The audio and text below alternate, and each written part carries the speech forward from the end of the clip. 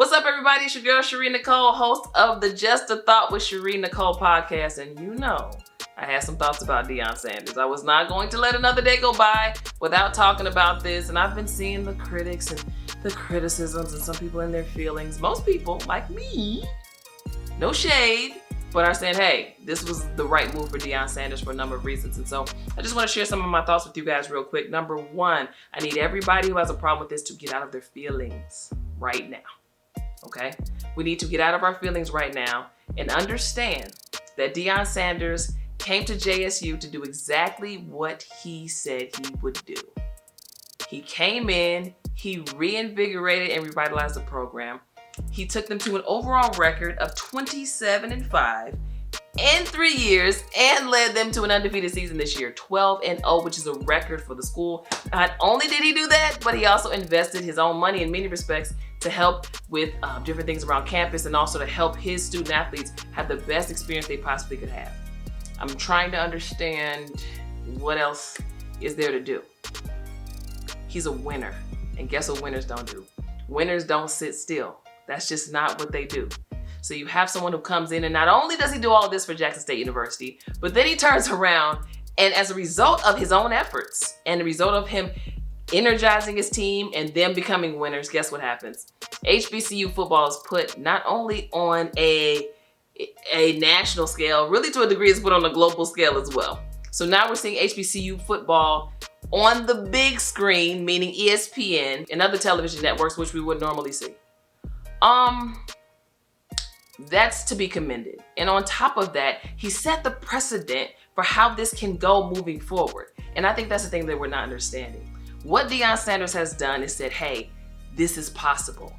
Now I have an opportunity to do something else and resuscitate and reinvigorate what's happening on the major D1 level that we haven't never seen. And that's an influx of Black head coaches. And I think that's the part of the argument that some of those who are not happy with Deion Sanders are not understanding. Deion Sanders clearly stated on his Instagram that, hey, I'm already putting the pieces in place to make sure I'm leaving Jackson State in good hands. So he's already leaving it better off than he came in. And then he's putting things in place to make sure that the student athletes still have an opportunity to remain winners. I don't have an issue with that. And if you know anything about college sports, I certainly do. I played Division I basketball. It's back there. University of Wisconsin, was there for 2 years to transfer to Northern Illinois University. There's my proof. You can also Google it. But anyway, so I understand how this goes. Coaches, they don't stay. That's just how it goes. There's very few coaches in college sports that actually stay put. And sometimes it's not because they don't want to. It's simply because other opportunities arise. Maybe they don't have a couple winning seasons and then it's time to move on. Deion Sanders is making the perfect power move. He has momentum behind him and it's time to move on. The thing that I love about this move is he's going to a team where he still has to prove himself. Colorado University was 1-11 this year. They're losers. Not as people, but as players. So Deion is going to a program that he still has to prove himself. And the reality is if he does not, he's going to be fired. That's what happens in college sports. That's what happens in professional sports. You have to win. If you don't win, you get the boot. So some of you are still saying, Sharí, these are nice facts and all that good stuff. Okay, thanks so much for this information. But so what? Here's the so what. As someone who went to a PWI, I can tell you, my experience there was definitely tainted because I didn't have coaches that represented my own experience, my culture. It was very difficult for me at times because I didn't feel like there was anybody around me that I identified with.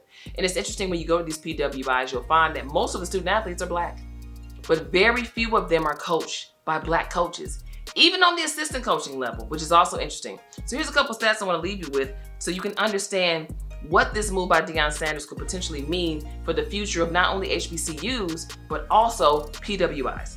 So there are 131 head coaches of football bowl subdivision, that's FBS programs this season. According to the National Coalition of Minority Football Coaches, only 15 of them are Black. 15 out of 131. And to make matters worse, Black coaches overall only hold about 9% of head coaching positions at the Division I level. This was actually the same as last year, which means there's been no improvement. That is sickening. When we think of the amount of Black student athletes who are going to these schools who aren't even represented by anybody sometimes, most of the time, by the statistics, that can identify with them and their experience in the world. That's a problem. And the reality is PWIs are not going away, just like HBCUs aren't going away. So what better person to come in and infiltrate a system than Deion Sanders? A system that doesn't allow room for many black coaches whatsoever. A system that is seemingly eliminating the opportunity for an influx of black coaches to happen. I think this move by Deion Sanders could potentially make being a black head coach popular on the PWI level. And you know what happens when black folks get popular? The gateway opens up. I think we'll see more black head coaches as if Deion Sanders is in fact successful, which I believe that he will be, at these top major D1 levels. So I want us to understand, as black people in particular, we have to get out of our feelings and we have to stop looking for a Moses. Deion Sanders did exactly what he came to do. And he set the bar and he set the tone. And now it's time for us collectively to continue with the work. Meaning we have to support the HBCUs. We have to support the HBCU experience. We have to cultivate the culture that he helped invigorate. That's our responsibility. He's done his job. And this is a job, when you talk about HBCU sports and needing resources, that one person cannot do alone. It just can't happen. So instead of complaining about his decision and saying he should have stayed and calling him a sellout, which he's not, how about you reevaluate how much have you invested in HBCUs, whether you went to one or not? Because our collective force and our collective action as it relates to making sure that HBCUs are properly funded and have what they need, that's the real power strike. That's the real power move. That's what's necessary. And Deion Sanders showed us that. And also the opportunity for black head coaches who have been vying for positions at the major D1 level to actually get an opportunity, to actually get a job, a head coaching job. Because Deion Sanders stepped out and said, hey, I'm gonna take on one of the worst programs in the country. That's major, guys. We can't just think about the HBCU student experience, the HBCU student athlete experience. We also have to think about a lot of these student athletes who are going to these PWIs who are struggling because they don't have any black coaches. It's a problem. I lived it, so I know. I just want us to think about this a little bit differently and understand that the role and how successful HBCU sports will continue to be and the upper echelon of how big and how great it can be. It's on us. It's not on Deion Sanders. It's not on one person. It never has been. And the reality is you have a lot of players. I did this. I was offered, I had HBCU offers, and I passed them up because it didn't have the resources for me. As a top tier athlete coming out of high school, I wanted to have the best experience possible. And HBCUs didn't offer that. Do they have the potential to offer that to top tier athletes? Absolutely. And that's what Deion Sanders showed us.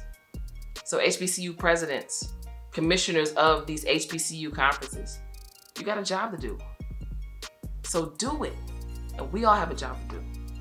And that means we have to figure out collectively how we support our HBCUs and not take all this work that's been done by one person for granted. Shout out to Deion Sanders. I commend you. I salute you. What you did at Jackson State was nothing short of a miracle, and I'm sure you'll pull off another one at Colorado University. Just about.